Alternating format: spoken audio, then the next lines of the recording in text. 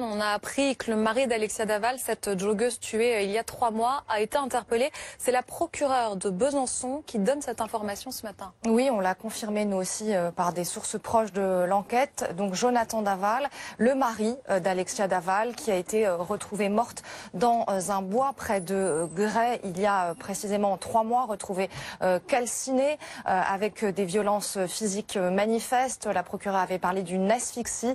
Eh bien, aujourd'hui, son mari a été interpellé tôt ce matin et placé en garde à vue. C'est évidemment un rebondissement spectaculaire dans cette enquête. Alors très vite, à un moment, les soupçons s'étaient portés contre son mari, raison pour laquelle la famille d'Alexia Daval notamment avait décidé de distinguer 2 avocats, l'avocat de la famille d'Alexia et un avocat pour son mari. Son mari qui avait participé à toutes les marches blanches, évidemment qui était présent aux obsèques. Son mari qui est donc placé en garde à vue. Attention, soyons extrêmement prudents.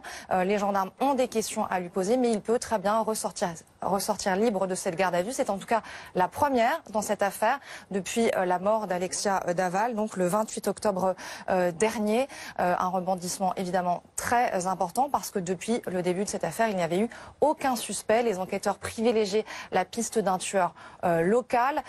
Il semblait imaginer que cet homme connaissait Alexia Daval, qu'elle avait été transportée sur ces lieux parce qu'elle avait été amenée dans un lieu assez loin du parcours qu'elle empruntait normalement pour faire son jogging. Rappelons un dernier élément, c'est que c'est son mari, Jonathan Daval, qui a signalé sa disparition ce samedi 28 octobre vers 9h30 alors qu'elle était partie faire son jogging. C'est la dernière personne à avoir vu Alexia Daval et c'est le seul à avoir dit qu'elle était partie tôt ce matin. Donc son mari qui est placé en garde à vue par les gendarmes ce matin, une garde à vue qui peut durer jusqu'à 48 heures.